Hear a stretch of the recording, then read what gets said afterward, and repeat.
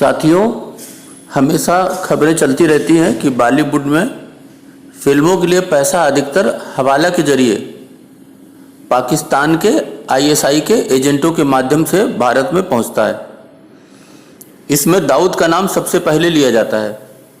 कुछ एजेंट यह काम दुबई में बैठकर भी करते हैं। यह भी कहावत है कि बॉलीवुड की फिल्मों में काम भी कलाकारों को इन्हीं एजेंटों के इशारे पर मिलता है, क्योंकि इनका अधिकांश पैसा है इन्हीं का बॉलीवुड में लगा रहता है। जो भी इनके बीच आया उसे अपनी जान से हाथ धोना पड़ा, यह भी कहा जाता है। यही के पैसे से भारत विरोधी अभियान भी चलाए जाते हैं। इसी कड़ी में दिशा सालियान और सुशांत राजपूत की मौत का मामला भी सामने आया है, क्योंकि सुशांत राजपूत के द्वारा बनाई गई अनेक कंपनियों और पैसा के इधर उधर करने का मामला भी इसमें जुड़ा हुआ है। कहा जाता है कि सुशांत की मौत से करीब एक हफ्ते पहले सुशांत की एक्स मैनेजर दिशा सालियान ने 8 जून को मलाड के जन कल्याण नगर में 14वीं मंजिल से कूदकर सुसाइड कर लिया था। पिछले कुछ दिनों में ऐसी कई बातें सामने आई हैं जिन्हें लेकर कहा जा रहा है कि सुशांत राजपूत की मौत और दिशा सालियान की खुदकुशी के मामले में कोई न कोई संबंध जरूर है। अब दिशा सालियान का वो वीडियो भी सामने आया है जो उन्होंने अपनी मौत से चंद घंटों पहले बनाया था। वीडियो में नजर आया कि दिशा मुंबई के मलाड स्थित अपने नए फ्लैट में मंगेतर रोहन राय और कुछ करीबी दोस्तों के साथ एक छोटी सी पार्टी कर रही हैं। दिशा ने यह वीडियो अपने दोस्तों के एक व्हाट्सएप ग्रुप में शेयर किया था, वहीं से ये मिला। इस वीडियो की सबसे अहम बात यह है कि दिशा के घर पर बुलाई गई इस पार्टी में उनके बेहद खास दोस्तों के अलावा कोई और मौजूद नहीं था। ऐसे में वहां ऐसा क्या हुआ कि दिशा को 14वीं मंजिल से कूदना पड़ा? यह एक विचारणीय प्रश्न है। कुछ समय पहले बीजेपी के सांसद नारायण राणे ने आरोप लगाया था कि दिशा के साथ पहले दुष्कर्म किया गया और उसके बाद उनकी हत्या की गई। उन्होंने ऑटोप्सी रिपोर्ट का हवाला देते हुए कहा था कि दिशा के जनांगों पर चोट के निशान थे।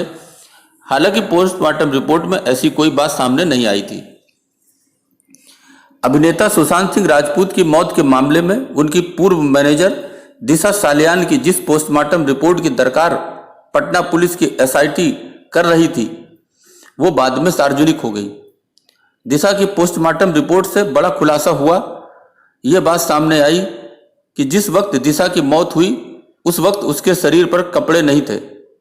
यह बात अब तक मुंबई पुलिस ने सार्वजनिक नहीं की थी, जो कि एक बड़ी महत्वपूर्ण कड़ी थी।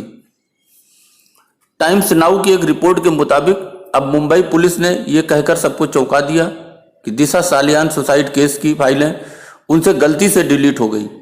गौरतलब है कि सुशांत सिंह राजपूत और उनकी मैनेजर दिशा सालियान दोनों के सुसाइड नोट को एक दूसरे से जुड़ा हुआ माना जा रहा है। बताया गया है कि दिशा की मौत के दिन ही रिया चक्रवर्ती सुशांत के घर से सारा सामान लेकर के चली गई थी। साथ ही सुशांत का नंबर भी ब्लॉक कर दिया था। इसके बाद दिशा की खबरें सुर्खियों में आने के बाद सुशांत ने रिया से संपर्क करने की कोशिश की, लेकिन नंबर ब्लॉक होने के कारण बात नहीं हो पाई। इसके बाद 14 जून को सुशांत ने भी सुसाइड कर लिया। अब बॉलीवुड और आईएसआई कनेक्शन भी इसमें जुड़ गया है। ईडी और सीबीआई मामलों की तह तक जाने में है। सुशांत सिंह राजपूत मौत की जांच कौन करेगा, इसे लेकर सुप्रीम कोर्ट अपना फैसला सुना सकता है। मामले की जांच पर सभी पक्षों ने सुप्रीम कोर्ट में अपने लिखित दलीलें जमा कर दी हैं। अब कोर्ट को यह तय करना है कि मामले की जांच कौन करेगा। सुशांत के पिता ने अपने कथन में कहा कि सीबीआई को जांच जाने के बाद मुंबई ट्रांसफर की रिया की मांग का कोई अर्थ नहीं है, क्योंकि रिया ने खुद भी सीबीआई जांच की बात कही थी, लेकिन अब वो उससे मुकर रही है। मामले के 5 पक्षों में से सबसे अंत में सीबीआई ने जवाब दाखिल किया। सीबीआई ने अपनी जांच जारी रहने देने की दरख्वास्त की है। पुलिस ने बिना किसी कानूनी आधार के मुंबई पुलिस ने बिना किसी कानूनी आधार के 56 लोगों के बयान दर्ज करवाए। अब इसे बताकर कोर्ट में अपनी गंभीरता साबित करने की कोशिश कर रही है। कहा है कि दुर्घटना में मौत की शुरुआती जांच के बाद FIR दर्ज होनी चाहिए थी, जो मुंबई पुलिस ने नहीं की। ऐसे में अब मुंबई में कोई मामला लंबित नहीं है। कोर्ट CBI और ED को जांच जारी रखने की अनुमति दे, यह CBI ने कहा। जहां तक देखा जाए तो यह कहानी अब जुड़ती है रेहान सिद्दीकी से। जानकारी में आया है कि अमेरिका स्थित हिंदी फिल्म इवेंट के प्रचारक रेहान सिद्दीकी के पाकिस्तानी सेना और पाकिस्तानी तहरीक इंसाफ PTI पार्टी के शासन वाले नेताओं के साथ गहरे संबंध हैं।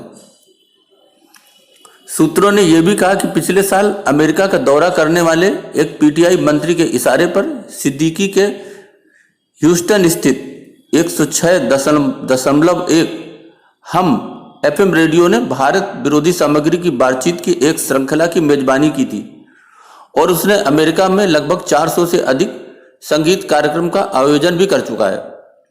भारतीय खुफिया रिपोर्टों का कहना है कि सिद्दीकी ही वो ISI का एजेंट है जिसके बॉलीवुड के कुछ मशहूर नामों के साथ बहुत करीब संबंध है, जिन्होंने उसके कार्यक्रमों में भाग लिया है। सिद्दीकी की बड़ी संख्या में दर्शकों के बीच भारत विरोधी प्रचार को आगे बढ़ाने के लिए ऐसे समारोहों का वो उपयोग करता है।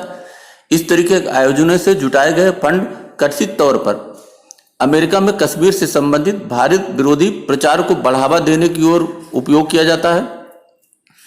गृह मंत्रालय ने सिद्दीकी की भूमिका के बारे में शिवसेना सांसद राहुल सेवाले के एक पत्र पर पहले ही सिद्दीकी तथा उसके करीबी राकेश कौशल और दर्शन मेहता को ब्लैकलिस्ट कर दिया है। यह निर्णय भारत के वहां महावाणिज्य दूतावास ह्यूस्टन की सिफारिशों पर लिया गया है। भाजपा के राष्ट्रीय उपाध्यक्ष बैजयंत जय पांडा ने भी कहा है कि कुछ बॉलीवुड शख्सियतों के ISI एवं पाक सेना के साथ संबंध रहे हैं। उन्होंने बॉलीवुड के ही देशभक्त कलाकारों से ऐसे ISI के से संबंध रखने वाले फिल्मी कलाकारों के नाम उजागर करने की अपील की है। इसमें फिल्मी कारोबार में पैसे के खेल का विवाद भी हो सकता है, जिसकी जांच अब ED के पास है। कई बॉलीवुड की मशहूर हस्तियां और इनसे जुड़े राजनेताओं का गठजोड़, पाकिस्तानी कनेक्शन और दिशा तथा सुशांत की मौत के संबंधों में फिल्मी कारोबार में पैसे के खेल को भी खंगाला जा रहा है, जो अब ED और CBI की जांच के घेरे में है।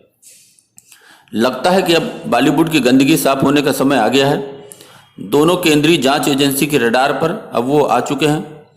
दोनों कथित आत्महत्या के मामलों में सच अवश्य आएगा, क्योंकि ये मामले कहीं न कहीं देश की सुरक्षा से भी जुड़े हैं और केंद्रीय सरकार भी इसमें एक अहम भागीदारी निभा रही है।